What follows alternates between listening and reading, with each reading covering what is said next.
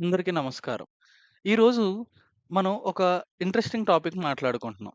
అదేంటంటే ధ్యానం చేస్తున్నప్పుడు మీ శరీరం ఎప్పుడైనా తనంతట తానుగా ఊగిందా? తల ముందుకు, వెనక్కి కదిలిందా? వెన్నుముక్కలో ఒక ఒత్తిడి ప్రవేశం అంటే వెన్నుముక్కంతా రిలాక్స్ అయిపోయి వెనక్కి పడిపోతున్నట్టు అనిపిచ్చిందా? చేతులు, కాళ్ళు తెలియకుండా కదిలాయా? మరప్పుడు నాలో ఏదైనా శక్తి ప్రవేశించిందా? ఇది కుండలిని మేల్కొన అంటే కుండలిని యాక్టివేట్ అవ్వడమా? లేక నాకు ఏదైనా అపాయమా? అంటే ఇలా ధ్యానం చేస్తున్నప్పుడు ఇలా ఊగడం అనే భయం వచ్చిందా? వింతేమిటంటే ఈ ప్రశ్న మీకు మాత్రమే కాదు. ప్రపంచవ్యాప్తంగా లక్షల మందికి ధ్యాన సాధకులు అదే అనుభవాన్ని పొందారు. కానీ వారిలో చాలామంది భయపడి ధ్యానాన్నే ఆపేశారు. ఈరోజు ఆ భయాన్ని తొలగిద్దాం. ధ్యానంలో శరీరం ఎందుకు కదులుతుంది? ఆధ్యాత్మికంగా దాని అర్థం ఏమిటి? శాస్త్రీయంగా ఏం జరుగుతుంది? చివరిలో ఈ అనుభవం వచ్చినప్పుడు ఏం చెయ్యాలి? అనేది ఈ వీడియోలో మనం తెలుసుకుందాం. ఇంకెందుకు ఆలస్యం? Welcome to our channel inner talks.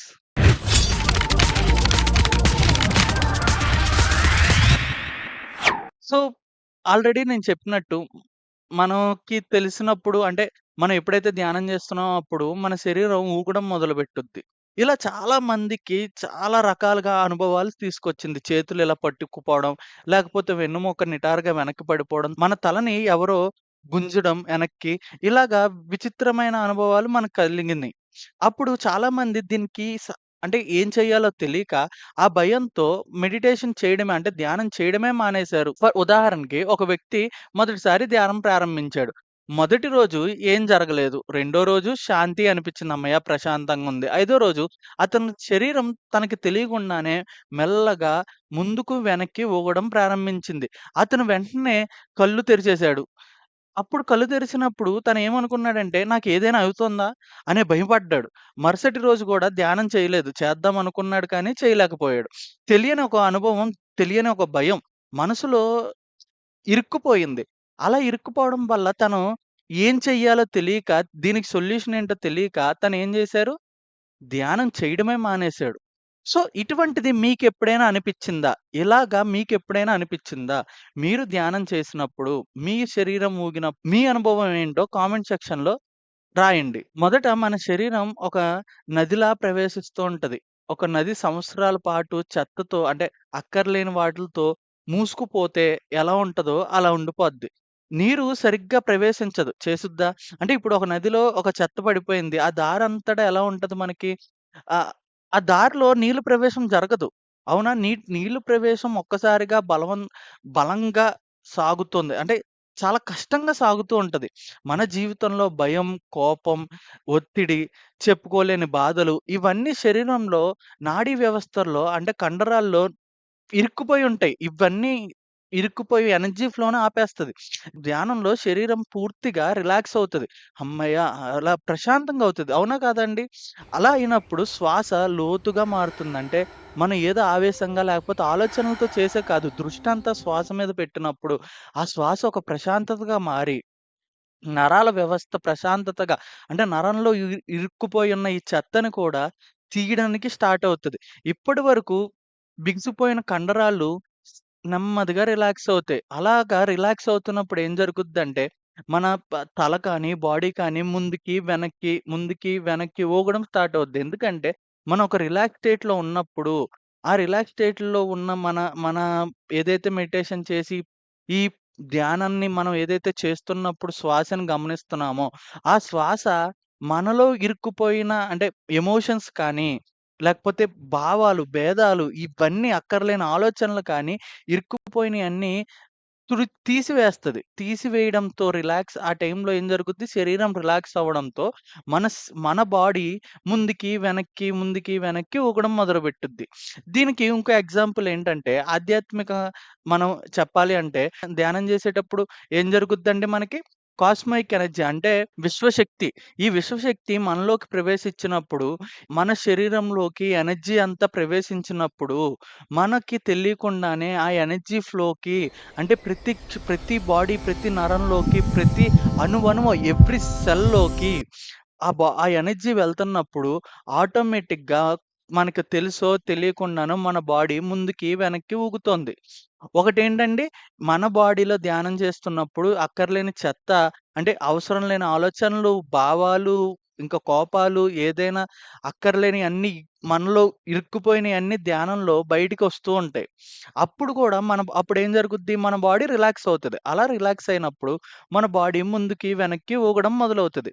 రెండోదేంటి, మన కాస్మిక్ ఎనర్జీ అంటే విశ్వశక్తి మనలోకి ప్రవేశించినప్పుడు, అలా ప్రవేశించిన విశ్వశక్తి అణువణువు అంటే ప్రతి కండరాలు, ప్రతి సెల్, ప్రతి చోటకి ప్రవేశిస్తున్నప్పుడు ఆ ఎనర్జీని మన బాడీని తీసుకుంటున్నప్పుడు, మనకి తెలియకుండా మన బాడీ వెన్నుపూస వంగిపోవడం, లేకపోతే తల వెనక్కి పడిపోవడం, చేతులు ఇలాగ షివరవ్వడం, బాడీ ముందుకి, వెనక్కి ఊగడం ఇలా జరుగుద్ది. అవునా? ఇలా జరుగుతోందా లేదా అండి? సో, మనం ఈరోజు మనం తెలుసుకున్నదేంటండి? మనం మన శరీరం ఎప్పుడైతే ధ్యానం చేస్తున్నప్పుడు ఊగుతోందో, ఇది తప్ప మూడో కారణాలు లేవు ఇంతకు మించి.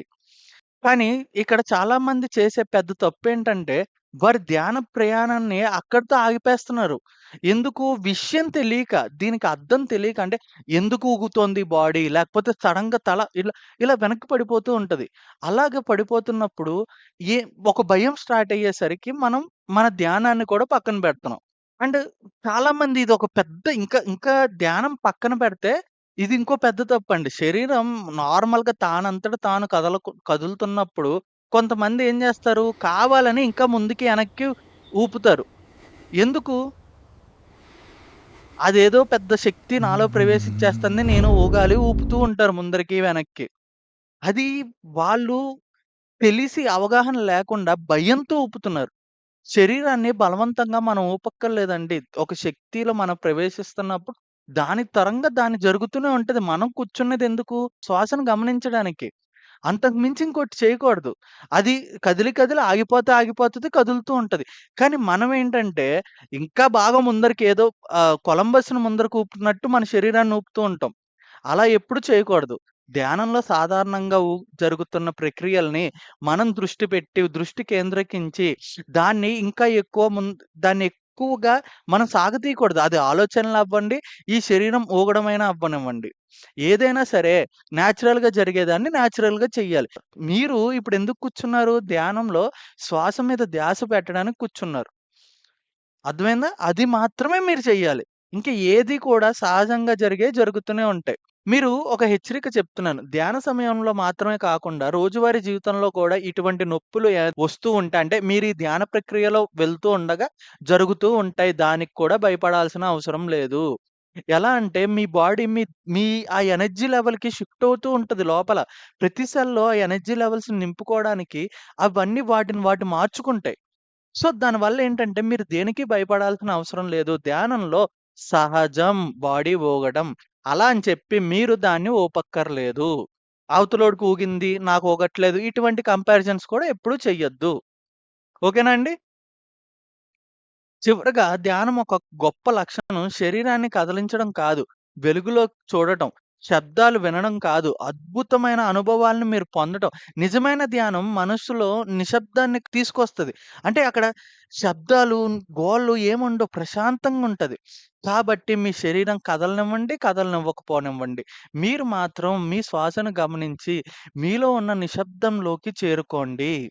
అలా చేరుకున్నప్పుడు మీలోకి మీరే ఒక వెలుగును చూస్తారు. అప్పటి వరకు ఎటువంటి అనుభవాలొచ్చినా, ఎటువంటి మీ ధ్యానంలో ఏమి జరిగినా కూడా మీరు కంగారు పడాల్సిన అవసరం లేదు. ఇది ధ్యానంలో సహజంగా జరిగే ప్రక్రియలు మాత్రమే. దానికి మీరింకా ఒత్తిడి పెట్టి కానీ, లేకపోతే మీరు ఒత్తిడి తీసుకొని కానీ ఏది చెయ్యొద్దు.